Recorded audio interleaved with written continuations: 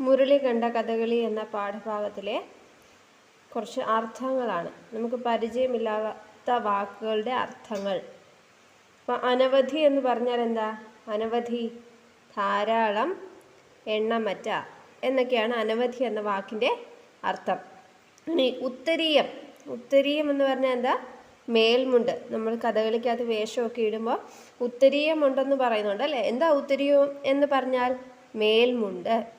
മേൽമുണ്ട് അതായത് നമ്മുടെ ശരീരത്തിൻ്റെ മേളിൽ കൂടെ ഇങ്ങനെ ഇടുന്ന ഒരു തുണി എന്നോർത്താൽ മതി. മേൽമുണ്ട്. ഗായകൻ. ഗായകൻ എന്ന് പറഞ്ഞാൽ ആരാണ്? പാട്ടുകാരൻ. ഗായകൻ, പാട്ടുകാരൻ. ചെഞ്ചുണ്ട്, ചെമന്ന ചുണ്ട്. കുട്ടികൾ ഇതെല്ലാം എഴുതാൻ പഠിക്കണം കേട്ടോ. അക്ഷരത്തെറ്റില്ലാതെ എഴുതാൻ പഠിക്കണം. ചെഞ്ചുണ്ട്, ചെമന്ന ചുണ്ട്. ചെങ്കുപ്പായം, ചെമന്ന കുപ്പായം. അതായത് ചുമപ്പ് കളറുള്ള കുപ്പായം, ചുമന്ന കളറിലെ ചുണ്ട് എന്നൊക്കെയാണ് അതിൻ്റെ അർത്ഥം.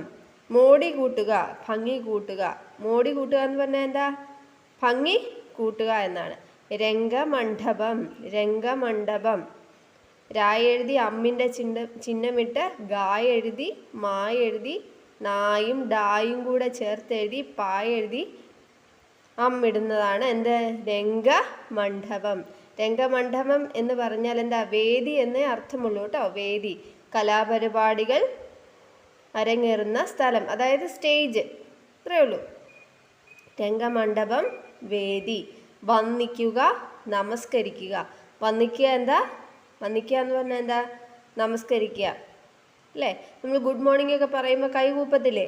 അതുപോലെ വന്ദിക്കുക. പിന്നെ സ്തുതി എന്ന് പറഞ്ഞാൽ എന്താ? ഗുണകീർത്തനം. നല്ല കാര്യങ്ങളെ കുറിച്ച് കീർത്തിക്കുന്നതാണ് എന്ത്? സ്തുതി എന്ന് പറയുന്നത്. ഗുണകീർത്തനം. വിഖ്യാതം. വിഖ്യാതം എന്ന് പറഞ്ഞാൽ എന്താ? പ്രസിദ്ധം. ഒരുപാട് ഫേമസ് ആയതാണ് എന്ത്? വിഖ്യാതം എന്ന് പറയുന്നത്. പ്രസിദ്ധം. വിശ്വവിഖ്യാതം. വിശ്വം എന്ന് പറഞ്ഞാൽ എന്താ? ലോകം എന്നാണ്. അപ്പം വിശ്വവിഖ്യാതം എന്താ? ലോക പ്രസിദ്ധം. മനസ്സിലായോ? ഇനി നമുക്കിതിനകത്ത് തുടർ വായനയ്ക്കുള്ള കുറച്ച് ബുക്കുകളുടെ പേര് പറയുന്നുണ്ട്. കുട്ടികൾ ഈ ബുക്കെല്ലാം ഓർത്ത് വയ്ക്കുക. കാരണം നമ്മൾ വലുതാകുമ്പോൾ PSC പരീക്ഷയ്ക്ക് എഴുതുമ്പം ഈ പുസ്തകങ്ങളൊക്കെ വായിച്ചിട്ടുണ്ടെങ്കിൽ ഈ നറുമൊഴികൾ എഴുതിയത് ആരാണെന്ന് ചോദിച്ചാൽ ONV കുറുപ്പ്. നറുമൊഴികൾ ONV കുറുപ്പ്. പരീക്ഷയ്ക്ക് ചോദിച്ചില്ലെങ്കിലും ഇതുപോലുള്ള കാര്യങ്ങൾ, അറിവുകൾ പഠിച്ചു വയ്ക്കുക. ഈ കഥ കേട്ടിട്ടുണ്ടോ? സുമംഗല. സുമംഗലയാണ് ഈ കഥ കേട്ടിട്ടുണ്ടോ എഴുതിയത്. അപ്പം സമയം കിട്ടുമ്പോൾ കുട്ടികൾ ഇതെടുത്ത് വായിക്കാനും ശ്രദ്ധിക്കണം. കേരളീയ കഥകൾ. കേരളീയ കഥകൾ ആരാ എഴുതിയത്? ആലങ്കോട് ലീലാകൃഷ്ണൻ എഴുതിയതാണ് എന്ത്? കേരളീയ കഥകൾ. ഇനി താളമേളം. താളമേളം ഡോക്ടർ S ഭാഗ്യലക്ഷ്മിയാണ് എഴുതിയത്.